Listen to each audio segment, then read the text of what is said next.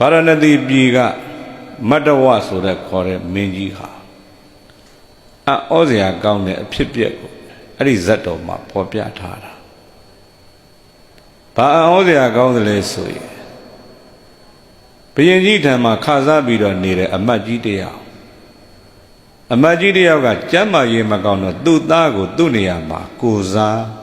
ဘုရင်ထံခါစားခိုင်းတယ်အဲ့ဒီလူငယ်လေးကဘုရင်ထံခါစားလာတော့မှဘုရင်ကြီးရဲ့မိဖုရားကိုမြင်ပြီးတော့ဆွဲလန်းတဲ့စိတ်ဖြစ်သွားတယ်ဟာအိမ်ရောက်တော့မစားနိုင်မတော့နိုင်တမိုင်မိုင်နဲ့အိယာတဲ့နောက်ဆုံးတော့လဲသွားတယ်ဘုရင်ကြီးကမေးတယ်ဘာဖြစ်လို့ဒီကလေးယုံမတက်သလဲမေးလိုက်တော့ကျမ်းမာရေးမကောင်းဘာဖြစ်လို့မကောင်းသလဲမေးလိုက်တော့မိဖုရားကြီးကိုဆွဲလန်းတဲ့စိတ်ကြောင့်မရရင်သေမဲ့အနေထားတော့ဒီလိုဖြစ်သွားအဲ့ဒီမှာဘုရင်ကြီးကအံ့ဩစရာကောင်းတာအဲ့ဒီကလေးလေးကိုသူဆွဲလန်းတဲ့ဘုရင်ကြီးရဲ့မိဖုရားကောင်းကြီးကို9 ရက်လှူတယ်9 ရက်လှူပြီးတော့10 ရက်မြောက်ရင်ငါပြန်ပေးဆိုပြီးတော့ဒီကလေးလေးကိုမိဖုရားကြီးကိုပေးလိုက်တာရက်အပိုင်းခြားနဲ့9 ရက်ပဲပေးတယ်ဟာ9 ရက်တိတိပျော်ပါပြီးတော့နေကြတယ်မိဖုရားကြီးနဲ့ဒီကလေးကတဦးနဲ့တဦးတယောက်နဲ့တယောက်ဆွဲလန်းတဲ့စိတ်တွေများပြီးတော့တခါတည်း9 ရက်ပြည့်တဲ့အခါထွက်ပြေးသွားတယ်မရှိတော့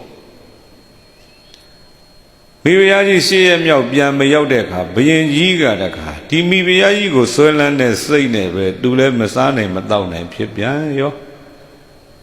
ဟိုကောင်လေးဖြစ်နေတဲ့ယောဂဘုရင်ကြီးထံရောက်လာတယ်ဘာယောဂလဲမေးရင်စိတ်ကြောင့်ဖြစ်တဲ့ယောဂဆွဲလန်းမှုကြောင့်ဖြစ်တဲ့ယောဂပေါ့အဲ့ဒီအခါမှာဘာလို့ကြမေးဘာလို့ကြတယ်လဲမေးရင်ဥဒ္ဓနမြတ်စွာဘုရားရဲ့ဘုရားအလောင်းကသေနကအမတ်သူကခြားသောပညာရှိအမတ်တွေနဲ့တိုင်ပင်ပြီးတော့မှဘုရင်ကြီးရဲ့ယောဂစိတ်ယောဂပဲစိတ်ကြောင့်ဖြစ်တဲ့ယောဂစိတ်နဲ့ပဲကုရမယ်ဆိုပြီးတော့အဲ့ဒီမှာတန်လျက်တတ်ပညာရှင်နန်းတော်ခေါ်ပြီးတော့မူကြီးမယာသေနာပတိတွေရောနန်းတွင်သူနန်းတွင်သားတွေရောဘုရင်ကြီးရောပြိတ္တဝိုင်းပြီးတော့ကြည်နေကြတဲ့အလဲကောင်မှာတန်လျက်တတ်ပညာရှင်အစွမ်းပြတယ်ဘလို့အစွမ်းပြတယ်လဲမေးရင်ကောင်းကင်ကိုတန်လျက်ကြီးပြစ်တင်ပြီးတော့အရှိန်ကြီးသလောက်မြင့်တက်ပြီအရှိန်ကုန်းလို့အောက်ကိုဇောက်ထိုးကြလာတဲ့တန်လျက်ကိုအဲ့ဒီအစွမ်းပြတဲ့လူကဗဇက်နဲ့ဖမ်းပြတာဟာဘုရင်ကြီးကအံ့ဩလိုက်တာအဘုဒ္ဓံဝတ္တာဘောဣသရိယဝတ္တာဘောအဘုဒ္ဓံဝတ္တာအံ့ဩဖို့ကောင်းလိုက်တာဣသရိယဝတ္တာလက်ခုပ်တီးပြီးတော့မှချီးကျူးဖို့ကောင်းလိုက်တာဩစရာပဲဟေးလက်ခုပ်တီးကြလက်ခုပ်တီးကြဒီလိုမျိုးပေါ့အဲ့ဒီအချိန်မှာအမတ်တယောက်ကထွက်လာတယ်ဘုရင်ကြီးမအံ့ဩပါနဲ့မအံ့ဩပါနဲ့ဒါအံ့ဩစရာမဟုတ်ဘူးတဲ့အာယုဒအမတ်ကဒီလိုပြောတယ်အဲ့လိုပြောတဲ့အခါ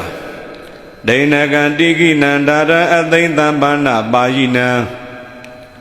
ပါရိသာယပုရိသောကိလတိကိဒုက္ခရတရန္တရောယရိညာဒုက္ခရဌာနဓမ္မေအခါဟိပုစီတောဟေးအမကြီးပဏကံတိခိနန္ဒာရဒီတန်လျက်ဟာပဏကတိုင်းကဖြစ်တဲ့တန်လျက်အလွန်ထက်တယ်အသိသမ္မာနပါယိနံတဲ့လူတွေရဲ့အသားနဲ့ထိတိကနေပြတ်သွားတယ်အယိုးနဲ့ထိတိကနေပြတ်သွားနိုင်တယ်လူတွေရဲ့သွေးကိုတောက်တတ်တဲ့ဒီတန်လျက်နော်အစစ်ကြီးပေါ့ပါရိသာယံပုရိသောကိလတိကိဒုက္ခရတရန္တရောအဲ့ဒါကိုဒီလူကပရိသတ်လေကောင်မှာသူ့ရဲ့ပါဇက်တွင်သွင်းပြတာကိုမအံ့ဩနဲ့ဆိုတော့ယရိညာဒုက္ခရဌာနံဓမ္မေအခါယိပုစီတော်ဒီတဲ့အံ့ဩစရာဘာများရှိသလဲရှိရင်ပြောစမ်းပါအောင်လို့ဒီလိုမေးတာမေးတော့အဲ့ဒီအမတ်ကတခါပြောပြတယ်ဘုရင်ကြီးတဲ့လူတိုင်းရဲ့တန်တမ်းမှာလောဘဆိုတာရှိတယ်လောဘဆိုတာလိုချင်တာရချင်တာသိမ့်ပိုက်ချင်တာဝိသနောတွေလူရည်လို့ဖြစ်လာတာကိုကဘဝနိကန္တိကလောဘဇောကြောင့်ဖြစ်ကြရတာအဲ့တော့ဘုရင်ကြီးတဲ့ဘုရင်ကြီးကတချို့သောလူတွေကလိုချင်တဲ့နေရာကပြောင်းပြန်ဖြစ်ပြီးပေးခြင်းတဲ့စိတ်ပေါ်တယ်အဲ့ဒါကအံ့ဩစရာကောင်းတာ ပရိသတ်လူချင်းနဲ့လူတိုင်းမှာပေးခြင်းနဲ့စိတ်ကလေးပေါ်လာတာဒီစိတ်ကောင်းပဲအဲ့ဒီစိတ်ကောင်းဟာပရိသတ်သန္တရာနဲ့ချီပြီးတော့ကြည့်မယ်ဆိုရင်မှောင်မဲနေတဲ့ညတညမှာလျှက်စီးလက်လိုက်တဲ့လောက်အချိန်လေးလောက်ပဲရှိတယ်လက်ခနဲ့ကပြန်ပြီးတော့ပျောက်ကွယ်သွားတာပေါ့စိတ်ကောင်းဆိုတာဖြစ်ခဲတယ်ဒါပြောတာအဲ့တော့လူချင်းနဲ့နေရာမှာပြောင်းမြန်ပေးခြင်းနဲ့စိတ်ကလေးပေါက်တာပေးမယ်လို့ပြောတာပေးခြင်းတာစေတနာနေနဲ့ပြောရင်ပုပ္ပစေတနာအဲ့ဒါကခက်တာဟာကောင်းလိုက်တာမှန်လိုက်တာဘင်းကြီးဒီလိုဖြစ်တယ်အဲ့တော့ဒီတဲ့ကောင်းတာများရှိသေးလားဒီတဲ့ခက်တာများရှိသေးလားပြောသမှာအုပ်ဆိုတော့နောက်ကအမတ်တယောက်ကထွက်ပြီးတော့ပြောတယ်ရှိတယ်တဲ့အဲ့တဲ့ခက်တာဘာလဲလို့မေးလိုက်တော့ပါဇက်ကပေးမယ်လို့ပြောတာတဲ့လက်တွေ့ကြကြပေးဖို့ကပူခက်တာဟောပါဇက်နဲ့ပေးတာကလွယ်တယ်ပေါ့ထီပေါက်ရင်ပေးမှာထီပေါက်ရင်လှူမှာဒါမျိုးကပြောဖို့ကလွယ်တယ်တကယ်ထီပေါက်တဲ့ခါမျိုးကြတော့တကယ်ပေးဖို့ရန်ကြခက်တယ်အစဉ်ပြေရင်ပေးမယ်ပေါ့အစဉ်လဲပြေပေါ့ပေးဖို့ရန်ကြတခါခက်တယ်ဒါပြောတာစေတနာအနေနဲ့ပြောရင်တော့မုံစစေတနာပုပ္ပစေတနာကနည်းနည်းလွယ်တယ်တဲ့ပုပ္ပစေတနာတဲ့မုံစလက်တွေ့ကြကြပေးဖို့ကပိုခက်တယ်ဘုရင်ကြီးဟာဟုတ်လိုက်တာငါဟိုကောင်လေးကိုငါမိဖုရားကြီးပေးမယ်လို့ငါပြောခဲ့တယ်လူတိုင်းကမရထိဓာကြီးအဲ့လိုစိတ်မျိုးနေရာမှာပေးရင်တဲ့စိတ်ငါပေါက်လာတာဒါတကယ်ခက်ခဲတဲ့ဟာကြီးပဲအဲ့တဲ့ပိုခက်တာငါလက်တွေ့ကြကြငါပေးပြီးသွားပြီပဲဟာဒီတဲ့ကောင်းတာများရှိသေးလားပြောကြပါဦးဆိုတော့နောက်ခအမတ်တယောက်ထွက်လာတယ်ဖရာလောင်သေနကအမတ်ရှိတယ်ဘုရင်ကြီးရှိတယ်ဘုရင်ကြီးရှိရင်ပြောပါဦးဆိုတော့တရေယပုရိသောဒါနအပ္ပံဝါယရိဝါဘဟုံယောဇာတတဝနာနုတဗေတံဒုက္ခရတရန္တရော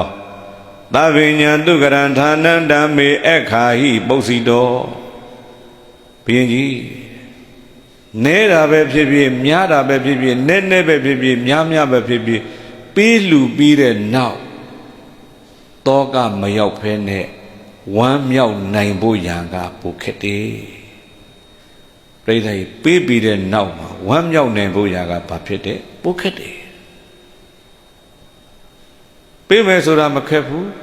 လက်တွေ့ကြကြပေးတာလည်းပဲဒီလောက်မခက်ဘူးပေးပြီးတော့မှတွေးပြီးတော့ဝမ်းမြောက်ရတာကပိုခက်တယ်ဟောတချို့ပေးပြီးတော့ဝမ်းမမြောက်ဘူးလှူလိုက်ရတာမှားရတာဘယ်လိုတတိယတူရှိတယ်အိမ်ကလောင်းလိုက်တဲ့ဆွန်းရင်းတွေကိုကြည့်ပြီးတော့ဟာဒီထမင်းတွေဟင်းတွေငါအိမ်ကလုတ်သမားတွေများကျွေးလဲရရင်တော့အများကြီးအလုပ်တွေလုံးမှာဒီကိုယ်တော်တွေကျွေးမိပေးမိလဲဒီကိုယ်တော်တွေကစားပြီးအိတ်ကြမှာလို့မလူခင်ပုပ္ပစေတနာဖြစ်တယ်လှူစဲမုံစစေတနာဖြစ်တယ်လှူပြီးတဲ့နောက်ကျတော့သူဘာဖြစ်တော့မေးလိုက်တော့အပရစေတနာချို့သွားတာအဲ့ဒီတော့အဲ့ဒါမျိုးဟာဘဝဟာပြိတဲ့ပူနာတယ်တဲ့ဘာဖြစ်လို့တုံးလို့မေးလိုက်တော့လှူပြီးတဲ့နောက်မှာဝမ်းမပြောက်နိုင်ဘူးဆိုရင်ကုသိုလ်ဟာအကျိုးရုပ်သွားတယ်ပေါ့ဘုရားတို့အဲ့ဒါကြောင့်ဘဝတန်ត្រာမှာတချို့ပုဂ္ဂိုလ်တွေပန်းလေးတစ်ပွင့်လှူတယ်90တကဘာပဲမကြောက်တချို့ရေချမ်းလေးတစ်ခွက်ကတ်တယ်90တကဘာပဲမကြောက်